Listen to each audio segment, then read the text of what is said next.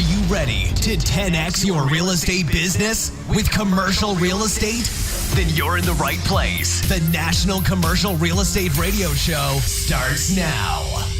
All right. Well, good afternoon, everybody. It's Michael Simpson. I'm thrilled and so excited because we have the famous James Wang on the phone with us for an awesome podcast. He is the president of Sperry Commercial. Prior to joining Sperry Commercial Global Affiliates, James was the founder and CEO of BRC Advisors, a full-service commercial real estate brokerage firm based in Los Angeles and specializing in investment sales and leasing, property management and advisory services, debt and equity investment platforms, and construction design/build services to a national client base. With 7 offices throughout Southern California and over 100 commercial brokers, James successfully led a team of real estate professionals who share the same innovative approach to commercial real estate, a belief in the power of superior market knowledge and exceptional client service. James brings with him more than 20 years of experience in the commercial real estate industry and currently sits on several advisory boards of both local and national industry organizations. So again, welcome, James, and what a background, what experience you've got. Thank you so much for taking time to be on the podcast with us. Well, Michael, thank you so much for reaching out. It's a great honor to be speaking to your audience of your training. I once want to applaud you also for all the training, teaching, and giving back to so many people that I just feel very honored to be on your call with you. Oh, thanks so much. When somebody goes out and does something that you suggested and then comes back and tells you they did it, and they're so excited because they got something from it, especially, a deal with closing, a lead, something like that, and the light in their eyes, and they're so excited that it worked. And, that reward is worth more than any monetary, compensation that ever could be given to us for doing these things. So it's just such a treat to be able to help others like that. James, tell us a little bit about yourself. Just kind of give us an overall summary of your background. So I went to UCLA. After that, I went into banking with Dean Witter. From there, I did a little bit of portfolio management. When I came back to Los Angeles, I was very fortunate to get a job with SCI under Bob Rabati that grew one of the largest tech companies in the country, learning from him directly on acquisitions, underwriting, portfolio management. Then I realized many of the properties that were being acquired came from this company called Marcus & Millichap. So back in '99, I decided to try to be a commercial broker myself, kind of run my own deal than working for somebody else. So I applied for Marcus & Millichap. I got accepted, worked out of the Los Angeles office under Steve Stein. I would say after the first year of just making a tremendous amount of cold calls, lining up meetings, kind of doing the process of what they taught us, it worked very, very well. Then I realized, wow, you could actually make a great business from this. Then I started to syndicate with one of my friends, help find opportunities to acquire real estate. From there, we purchased a good number of real estate properties, and then we started a property management firm. From there, I left Marcus & Millichap to start BRC Advisors, a commercial brokerage where we took the best from what we learned from Marcus & Millichap, the discipline of how to do business, all the experience, to form our own company, because we always said that this business is never easy. But if you're around friends, it's tolerable. We just really love this business so much that around other good commercial brokers, we just built a family to just hustle and make more deals happen. So that's why we formed BRC Advisors. Grew it to the height of about 5 offices, 2 satellite offices, mostly in California, 1 in Arizona and Nevada. And then from there, we started syndicating. We started expanding to larger property management, syndication. And then we grew our brokerage firm to over 150 commercial brokers, doing over $2 billion in sales until getting through the recession.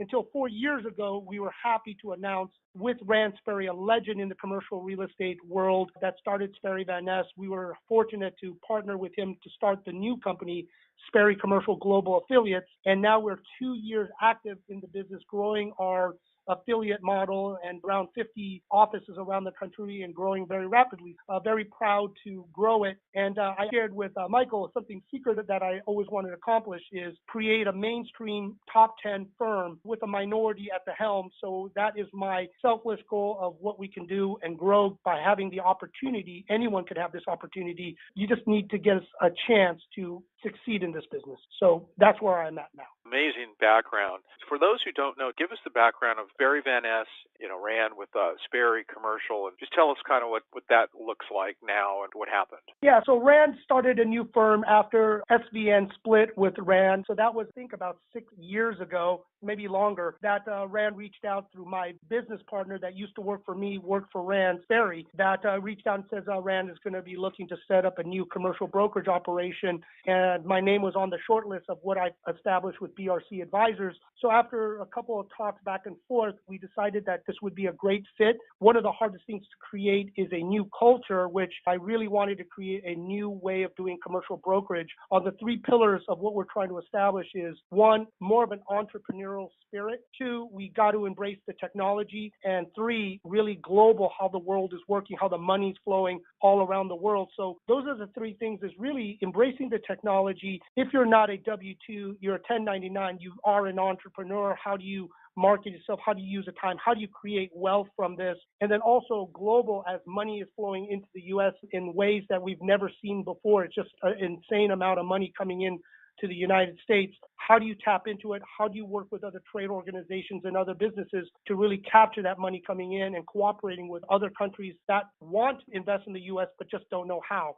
So those are really the three main pillars, or the three legs of the stool that I always call building the new Sperry Commercial Global Affiliates. Great. How much time do you spend selling, managing, brokering, leading your team? And tell us a little bit about your team as well. So right now, I do not do any brokerage deals. Most of it is just for me to manage the BRC Advisors and the Sperry Commercial Global Affiliates and the business development teams, in addition to organizing in-house training for Sperry, and also where are we going to put our dollars, where are we going to sponsor, what is our strategic plan going forward, and really keeping the retention. How do we keep our members? How do we add value to all our affiliates by whether we're creating a new app, a new technology, cutting edge ways of doing the business is really what my day-to-day responsibilities are for the Sperry Commercial Global Affiliate platform, is to keep us on course by growing our firm, but also to me, that's more important, the culture and the way to create value. I really think of the affiliates and the agent of how do we put more money in their pockets, how do we grow their wealth so that this business is really a lot of fun, which it can be, but it's no fun when you're not doing it the right way, you're struggling, you're always worried about paying the bills. That's not fun. So my thought is, how do we create a system to create wealth at the individual level so that this business can be fun? Not to say that this job isn't easy. You're going to really commit 2 years of your life working 7 days a week, 50 hours every week for at least 2 years before you build enough momentum, market presence, and knowledge that most people in your market space will respect you, know who you are, start doing business with you. So it is a serious time commitment. It is a serious way of constantly learning. That's why I love your program so much. Reading, learning, being held accountable to achieve this goal. But it is really giving up 2 years at a full-time rate to really get into this business. Huge point right there. And I'm glad to hear you say that, James, because, it's not an overnight deal here. This business is something you've got to commit to and be ready to commit to it and work it and let it happen, let it develop, give it time. You can't expect to jump into this business and start doing a bunch of deals in 3 months or 4 months or 6 months. I mean, that just is not going to happen. It could happen if someone's very fortunate, but it's just not the norm, and you've got to be ready for that, no doubt about it. James, how many offices do you have, and what's your team like? So right now, under the Sperry Commercial Global Affiliates, we have about 50 offices. We're really growing about one affiliate a week. Currently, my team is the executive team that we have out of our corporate office in Irvine, where we have about 9 people strictly on the commercial global affiliates that we have to run and organize and really add the value, the back office support, the technology support, the training, the mentoring, And then we showed up, like recently we were at CCIM speaking, getting involved in, and other trade organizations. This week we're going to be at AREAA, the Asian Real Estate Association of America, training new brokers in the residential, resi-commercial field, or expanding people's commercial real estate's ability. So my team here in Irvine is really around 9 people that we have full-time working on the Sperry Commercial Global Affiliates platform, growth, and also the retention and value add to make all our affiliates as good as possible. Nice. And how do you look for a broker, and what do you look for when you're bringing on a new broker onto your team? So when we look for the new brokers, normally under Sperry Commercial Global Affiliate, we're looking for experienced brokers that do about $100,000 in gross commissions consistently. We know then we don't really have to babysit them or watch them too much. They may ask us some questions here and there of how to do a deal or how to put together a deal or refer a deal that we know they're competent in their specific specialties or industry. But if we're training new brokers, what we're looking for is really that outward personality, that they have technical skills where the course you train other larger shops, they train in-house. Where it comes to, they understand a cap rate, they understand square footage, they understand maybe basics of how to put a proposal together, how to make cold calls, dialogue, run meetings, do presentations. So we're looking for those things. But in our firm, we want those skills that you have been trained in the basics. But we also then, you have to interview to find a mentor, a senior broker, somebody that your product type, your area specialties, and then if you have a good fit with them, to work under them over a certain period of time or a certain amount of deals before we let you become your own broker. So with us, we want to make sure that you have the basics down, the personality, and then we will try to match you up with a senior broker before you get into business with us. Great. Are you giving any kind of assessments, behavior assessments? Good question. So we are looking into it to give a good profile. Obviously, we keep it just confidential, give them the full report, do not share it so they can learn more about themselves. But usually during our basic training, we give that. So when you're pitching or making cold calls, you have to understand your personality. So when you're making cold calls or having meetings with other people, you know yourself, and then you know who you're speaking to, the client. You know how to actually approach and engage them better by learning all these different personality tests. Because if you don't know yourself, it's very hard to now know the other person. It's Sun Tzu, Art of War. Knowing yourself, knowing the opponent, you will be successful 100% of the time. So we do want people to understand themselves very well. So you know what is your type and how do you engage the client on the other end. So that's what we usually do in our training, is to help them understand themselves better so they know how to really pitch and engage the other individual to get the business. That's another great point, James. And one of the things that I'm always talking about is that and how it's so important. There's all types of assessment tools that you can take online. You can just Google behavior assessments, and there's a bunch of different ones out there, and you can just take one that you like, and it'll tell you about yourself, and it'll give you your strengths and your weaknesses. And then the other thing that you really should consider doing is studying the different personality styles that are out there, because obviously everybody is different. And when you're approaching somebody, you don't want to use your personality style to approach them. You want to use their personality style. And so it's important to be able to recognize that and identify what that person's personality style is, because if you go in, use your normal personality style, and you don't catch that theirs is different, you're probably not going to build rapport with them as fast, and you could just blow a deal. So those things are real important, and it's great to see that you guys are doing that as well.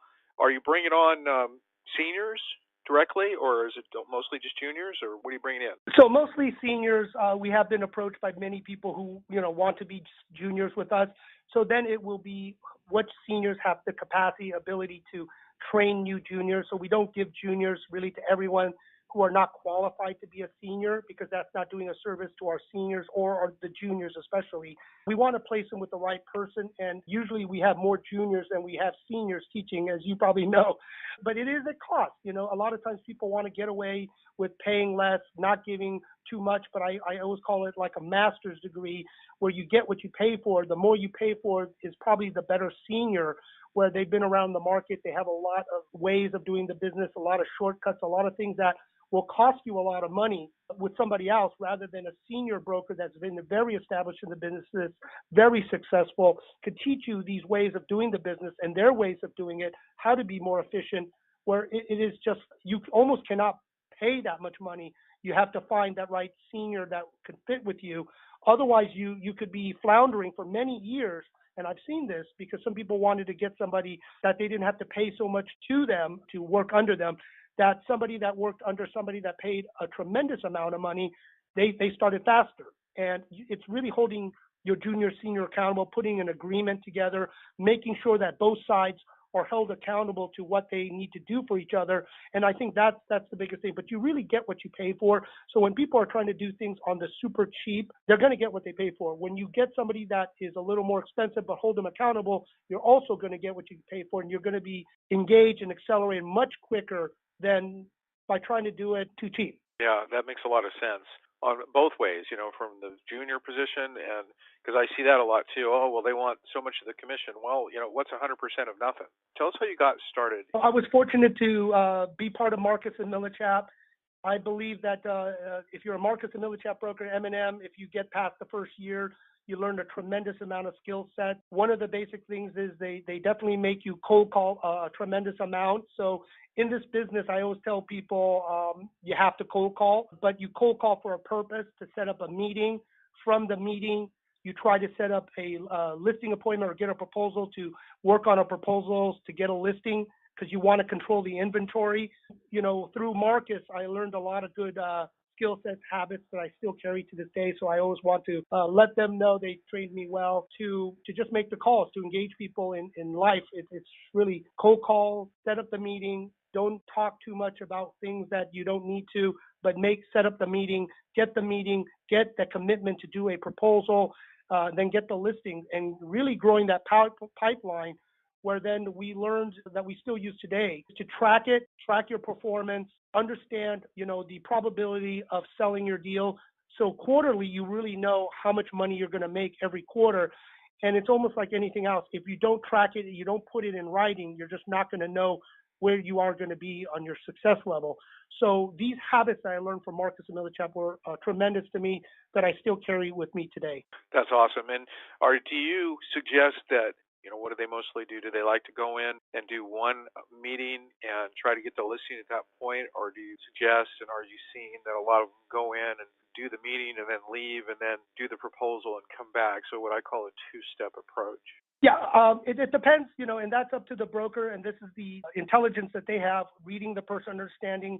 But if you're kind of the junior, you just, whatever process and systems you have in place, follow them is what I would say, until you have a feel about the client and you have a good read. And this is what happens when you become a better senior.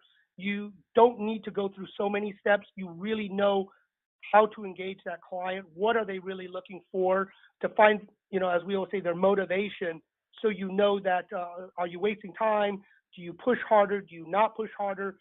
Where do you go from there? How do you get their commitment for them to really get the business engaged with you? Really earning the trust and credibility is what you always need to establish first. Then they will trust you. Later on, as you have clients, you only have to give them a one-pager setup sheet, and they'll give you the listing. But in the beginning, if you deal with accountants or lawyers or different type of business people, you will approach them differently, and that is really through experience. But in the beginning, like your two-step program, you follow the system, and you just do it over and over consistently until you really understand this business better, and then fine-tune your experiences and knowledge to engage people to really win the business. But that's after sometimes years and years of experience, or if you can just get it, and some people do, then you can kind of shift from the core process and systems that are in place to help you become successful. Yeah, great point. So you can kind of maneuver a little bit depending on what you're seeing and what you're hearing, and then you ask great questions on the phone, and you can get really good at determining whether you need to do it in two steps or one step. So that's a great point. And now with technology, LinkedIn, Facebook, all these things, you could research your clients and really understand and figure out their profile before you meet with them. So nowadays, when I first started, we really didn't have too much technology at our fingertips. Now we have a tremendous amount of technology. Know your client, research them, learn how many buildings they own, learn when the last time they bought a building, really understand the client. So when you do engage them, you will have a lot more to talk about, and you understand the approach. So with technology nowadays, you can really find out a lot about the client. I always like to talk about when you're contacting people, and you said it. You don't just contact them or call them just ice cold with no strategy or approach. What are you suggesting for contacting commercial property owners right out of the gate? What would you suggest they say, and what would be their approach? What I've learned is you really need to be a specialist in your marketplace unless you're in a tertiary market area where you need to maybe be more of a generalist. But in, let's say, the LA, Orange County, or the big cities, you need to specialize. So you need to know the market backwards and forwards, what sells, leasing, whatever would bring value to the seller or to the client. You need to really understand your marketplace. So whether it's, did you know a apartment is being sold across the street for this number? Do you know what the rental market is? Do you know that there's going to be a transit system coming in? Do you know that this is happening? Get as much knowledge as possible. Every day what I used to like to do in my marketplace is read as much material prior, learning all the new listings that have been popped up, knowing all the closings that popped up, understanding my market rental rates, going sometime to city council if there's a new building being built, what's going on in your market, and then crafting it down to add value. So when you engage the client, you really will have less than 30 seconds, probably 10 seconds to engage them, to give them good knowledge about their marketplace for things that they can't do themselves. Because a lot of these owners are very sophisticated. They get called all the time. So you need to go up and beyond by being the information specialist in your marketplace. And eventually, as you keep on doing it, they will come to you. And don't worry if they hang up with you in the beginning. They love persistence, tenacity in the right way. Be respectful, give them good information. And one day, believe it or not, they will say, I like your tenacity, I like your perseverance, that I'm going to give you the business. Because their broker either retired or they had a falling out, they will give you a chance because you are staying on top of them, giving them good information, and not wasting their time. That is the worst, because they will hang up with you and not engage you if they think you're just going to waste their time. Oh man, James, I tell you, you and I are so alike. It's not even funny. It's just you're reiterating what I say over and over again. I just love to hear that you. It's almost like I have you script everything. It's awesome. But I did. And everyone, Michael and I didn't share any notes. So. No, not at all. And so, I mean, know your market, guys. If you're calling and they ask you a question you don't know, you're done. So you got to know your market. You've got to stay persistent, and they start to like you when you are persistent. Gosh, I say that all the time. We start to admire people after a certain amount of time of them being persistent. So just keep that in mind when you feel like you're bugging people. At some point, they're going to start to respect you. If you do it the right way, which is what James is saying, is don't call and say, hey, do you want to sell? Because that's all about who? It's all about me, right? But if you lead with some sort of value, he's giving you all kinds of suggestions for how you can obtain valuable information, and then you're contacting them with valuable information, and it's all about them. And that's how you go about that process. It's consulting instead of selling. James, do you have a quick one-liner or script or two that you could, let's say you did get some great valuable information, what would you say when you called? So a lot of times I like to let them know, because they like to know with the price of their properties, what it's being sold. So when you find a good comp in the marketplace, do you know this just sold? They said, what did it sell for? And I always use it as, that's a great reason why we should meet, so I can give you this and some more valuable information. Nice, I love it. They love to feel that they made a smart decision, that the building they bought went up in so much in value. That's when you start engaging them. You start piquing the buy questions or the interest questions, and then you basically turn it in. I'll be in your area. I'd love to meet with you. I'd love to bring you a cup of coffee, bring value to them, but bring them coffee, ask them what they're doing. And there was points where sometimes I mowed the lawn with some of my owners of their multifamily, because I wanted to bring value and I wanted to get to know everyone in my marketplace. I didn't care if they didn't sell or do anything with me immediately, but what I wanted them to do is to talk to me, to get to know me. And I said, by calling with them and just hanging up and never meeting every single person in your marketplace, then you're doing yourself and them a disservice. You need to meet with everyone in your marketplace that will meet with you. Did you really mow their lawn? I did. And I brought coffee. You brought coffee. Okay, coffee I can see, but mowing the lawn, that's going way above and beyond. I tell you, hey, whatever. That's why you're so successful. Good for you. That's great. I've never heard that before. So Yep. from anybody. Nice job. Okay, so just to stay on this for just another minute here, they resist. Obviously, nobody wants to get together. Really, they're going to push back on that and say, Yeah. send me the comp. How much does it sell for? Can't you just tell me? They're going to do those things. So what do you do now? Well, and that's your decision. Usually I will always push, but I will give them good information. I will re-engage them. And one of the things I told a lot of the people is a third will like you for just who you are. A third you got to convince, and a third will never like you. Make sure you have a good CRM putting all these notes into it so you can kind of craft and identify that client. Because some clients, what does it cost you to call them once a quarter to maintain a hello, just calling to let you know I sent you some valuable information, just wanted to make sure you got it. And then it's your call just to keep them on that tickler system. And eventually they do meet with you. If you provide good value, they see you're active in the market. So it's a long-term, we'll say a marathon, not a sprint. So it is really up to you of the time, as long as they're respectful to you, you're respectful to them, you're creating some value. And the good thing is, a lot of times when people transition and they pass their properties to their kids, their parents or grandparents keep a file on you. And when they're going through it, sometimes they will call you up and say, wow, my dad, my grandparents kept a file of all the stuff. They got all your marketing material, and we'd love to meet you.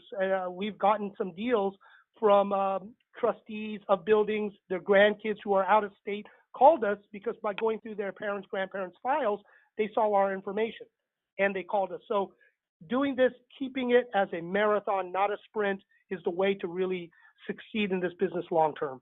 Nice. Another great point.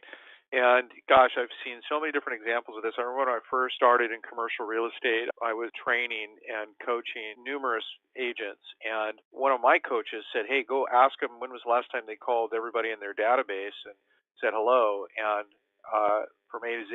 And I said, well, they're all doing that. And she said, just go do it and tell me next week when we talk the results. Well, the results were what we all know. None of them were really doing it, maybe one or two of them. And then I looked at myself in the mirror and said that, I'm not doing it. So, of course they're not all doing it. And I know we don't do this as an industry, and we should. And so, and I've also learned that, and when I'm doing these trainings, when I first started years ago, I was shocked to see how many agents are not using CRMs. Now I realize, I'm going to say maybe 60, maybe even 70% don't even use one, or just have one but don't use it effectively. And so then when you don't do that, then you really you're trying to get the appointment only, and you're not giving them the information, and you're kind of hesitant to give it up because if you give it up that you're going to lose them.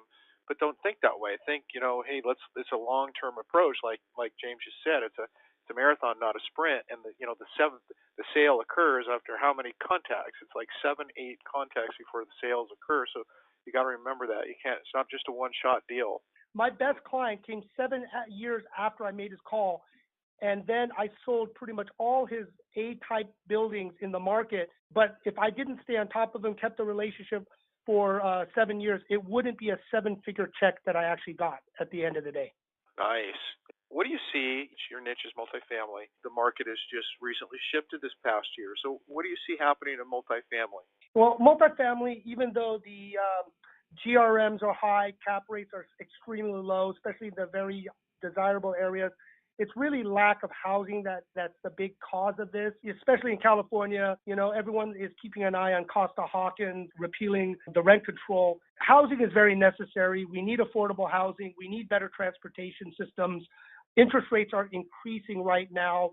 So right now, multifamily is still very hot, very stable in many people as a long-term investment, especially in the core areas where all the employment centers are at, because there's just no housing around. And unless people ease up on the development of multifamily or housing, it's going to still stay very strong, even with the rising interest rate. It's a very good, stable core product.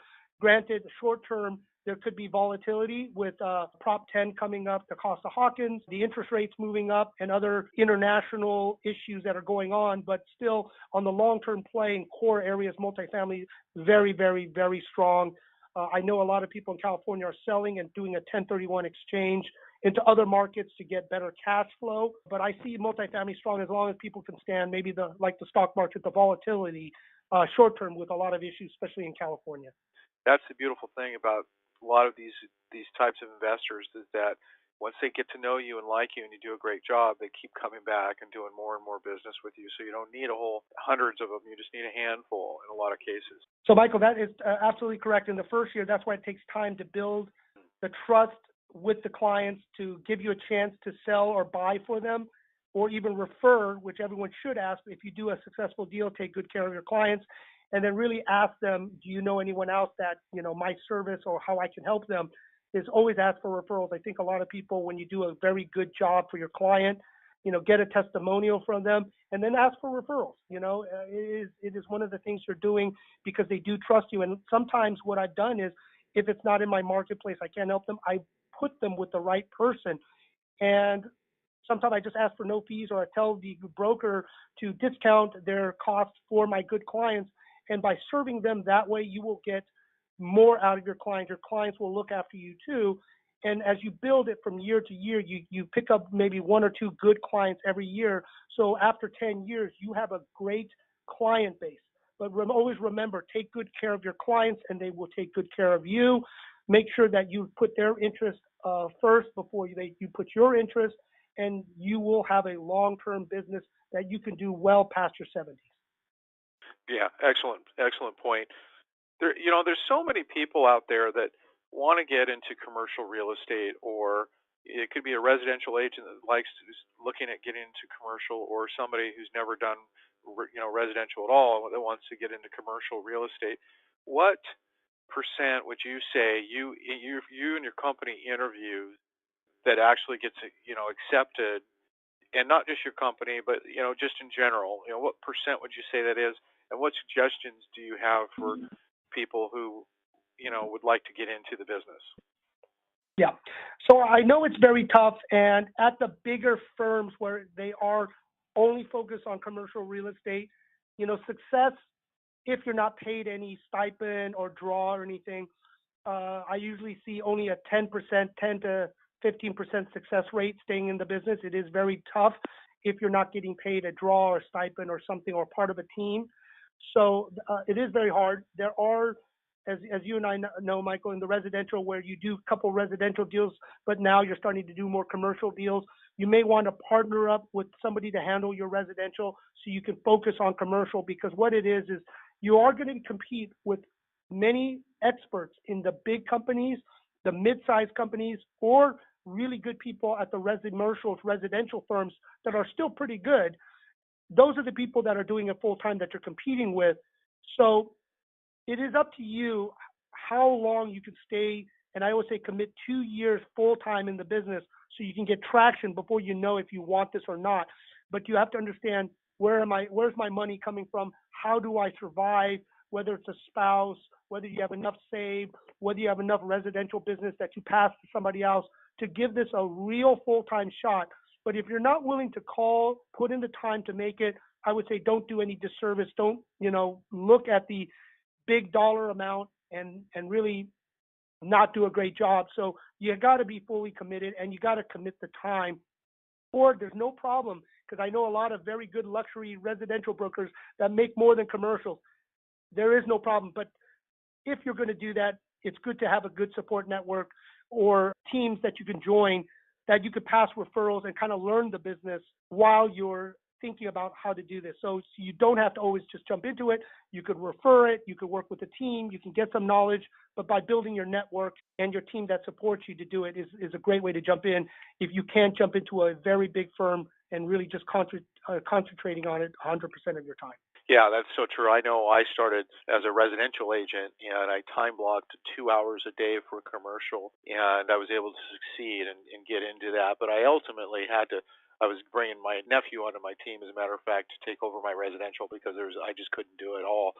And I was extremely focused on those 2 hours a day. I was very efficient with what I was doing, made sure it was only commercial real estate. So what percent, let's say that you have folks interviewing as juniors out there, what percent gets accepted, roughly? I would say 50-50, but a lot of times they already kind of know, they have some experience. But it really, when it comes down to it, it's not so much with the being accepted, it's surviving in the business, because many of them, and I always believe your courses and people that train kind of giving a little snapshot of what the life in a commercial real estate broker's day-to-day life is about, so they understand what kind of commitment you can do, because a lot of times they wash out because they just don't understand what it really takes to make it in the business. Acceptance is not the hurdle. It's really understanding and really knowing what this business is going to take for you to become successful, that you don't wash out prematurely. Okay, so you're going to accept a high level then, but Yes. the washout's going to be large.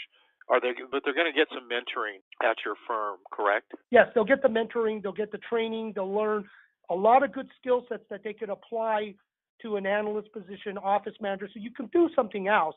But the biggest thing is the business development, making the calls, getting to know the clients, owning your market, controlling your market, being one of the thought leaders there, and constantly growing your team. This is kind of the evolution. But if you can do this, this is the best job, because you're going to make some really fabulous, fantastic friends and contacts. To this day, I'm still friends with a lot of my Marcus and Millichap friends around, even though they're at different companies. And that's the one thing that you're going to love. The longer you stay in this business, there's few people that stay, the 10, 20, 30 years, and you just get to know each other. And it is fun, because if you build a good reputation, it doesn't matter what company you're at, we still refer business, we still try to help each other out. Do you have many residential agents coming to you looking to move over or come into your company? And if so, do you allow that? Is it hard? Can they still stay at their other firm? Can they do residential? So with Sperry Commercial Global Affiliates, it's purely commercial. So we will not accept it if you do residential. You would have to refer it out to somebody else, since our company is only commercial. So if you are interested, we will help people look at our training program. It's not as comprehensive as yours, Michael, but ours is just a little teaser of people to understand our business, and then you make a determination whether you can do this full time, whether you have the financial support or the business coming in so you can make this a full-time business. But we will only take full-time commercial real estate agents that are committed to this. So that's the way we will do it. Nice. Okay. Yeah, and even in my course, there's several different levels, and when they've gone through them, or as they're going through them, I'm saying to them, this is not going to be enough. It's not enough for the average person to take a course, whether it's a 1-day, a 3-day, or an advanced, or whatever it is, and then assume that they are ready to go into commercial and know everything they need to know. It's just not realistic at all. So I'm always saying you're going to need somebody. You're going to need to go to a full-time commercial firm or get a real mentor and help you along the way. You've got to have those things to succeed. Would you agree with that, James? Absolutely, 100%. And Michael, I hope they believe you. And that's the hardest thing, is get these people to believe it. They just don't believe it. Yeah. And everyone thinks they have another system, another way of doing it. But we've known the tried and true way, and it works over and over and over. And there really is, unfortunately, no shortcut, no magic pill. It's hard work and listening to those that have done it and really believing and following the system process and just doing what is being told to them and taught to them, rather than trying to be overly creative. Granted, there is technology, there's other ways of bringing business, but the basics of making the calls, setting up the meetings, engaging, building the trust and credibility is tried and true, and that does not change. Yeah, that is so true. And I unfortunately, I think a lot of people don't believe it, like you just said, and we are so stuck and stubborn in our ways, and in a lot of cases, it's before the phones and the GPS. Men especially would drive around and not ask for directions, right? Why? Because we'll figure it out. It's probably not the best thing. It's not the best approach, and people have gone before you, and people can help you get to where you want to go much faster. Just keep that in mind. But what if I'm a residential broker and I have a group of agents and I realize there's some opportunities to get into commercial real estate, but I don't know anything about commercial real estate as a broker, and I'm considering launching a commercial division. What would you say to me? You know what? That is a great point of what's happening in our industry, the co-sharing, co-working space. I believe, and I've seen even with our Sperry affiliates, they have multiple businesses, because once, like I said, you're an entrepreneur, you may have a residential part of your company. You may have a property management part of your company. Bolting on a commercial real estate part to add extra income is viable. You just need the right person, the right tools, the right support to make this business work. But 100%, these residential firms that are been around for a good number of years, if they partner with the right people, or if their principal, like yourself, has that knowledge, they could spin and create one. But adding, as you know, commercial to an organization does not make you commercial. It is the culture of the organization that makes you really commercial, and how you police and how everyone works with each other.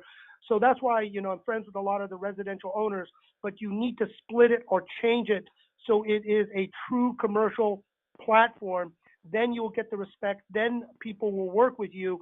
But there are ways of doing that nowadays as we're kind of going into the WeWork market of the co-sharing, co-working together. But many, many, many companies, to streamline their income cash flow situation, they are partnering with property management, residential, adding commercial, or other types of businesses that enhances and collaborates or works with them very synergistically. So I do believe in this new model of how things are going. Yes, me too. And it's such a massive trend that's taking place out there.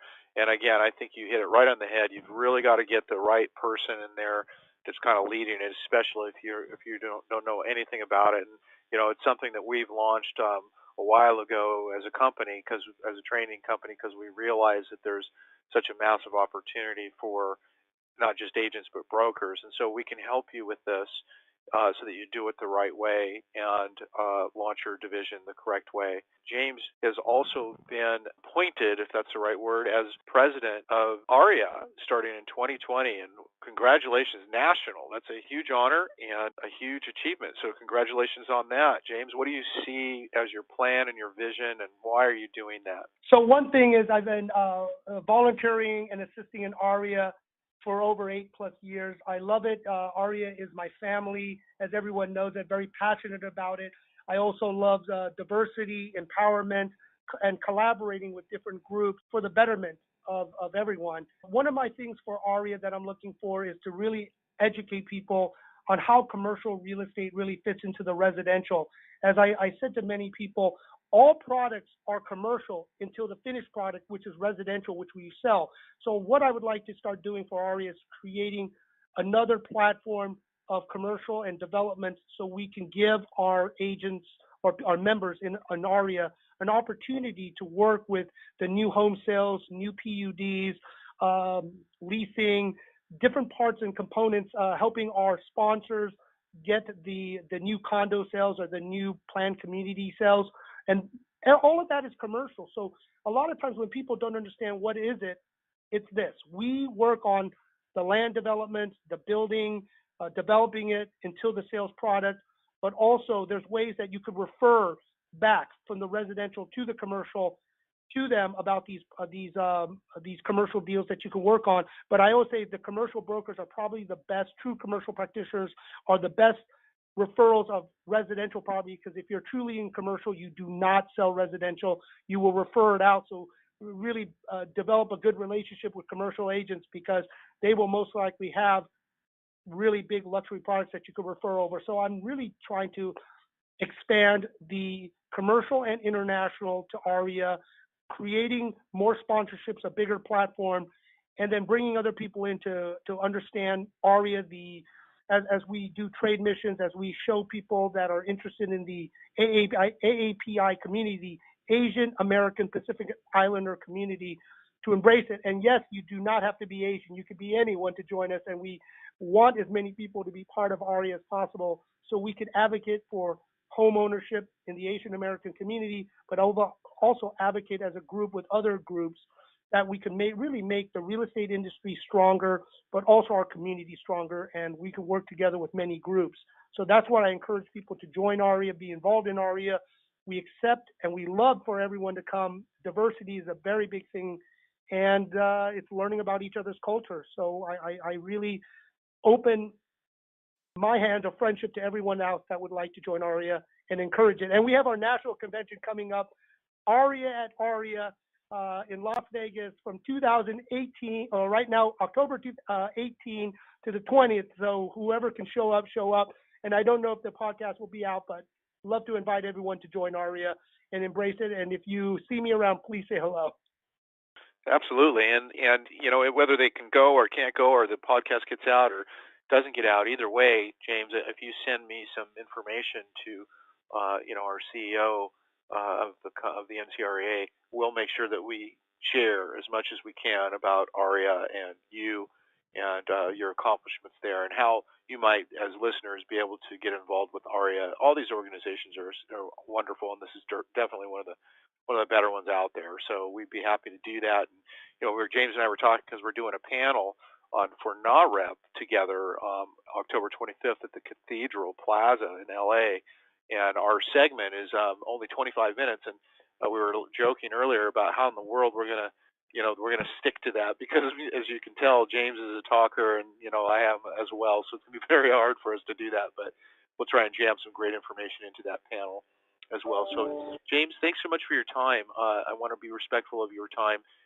Is there any final words, any last thoughts before we go? Well, I would just always learn to always be open-minded, keep on improving your skills. Don't think that it's an overnight way to jump into commercial real estate, but I'll tell everyone that I wish I would have went to commercial real estate in the beginning, because I love this business. Not for everyone, but I think those that could be involved in this business, you create a good amount of wealth, a tremendous amount of wealth. And also, you build lifelong friends in this industry. There's fewer of us in commercial real estate, but many of us around the country and the world, we built this family and network. So I encourage people to try it, give it your all, be fair to yourself. But if it's something that works for you, I believe you're going to love this business.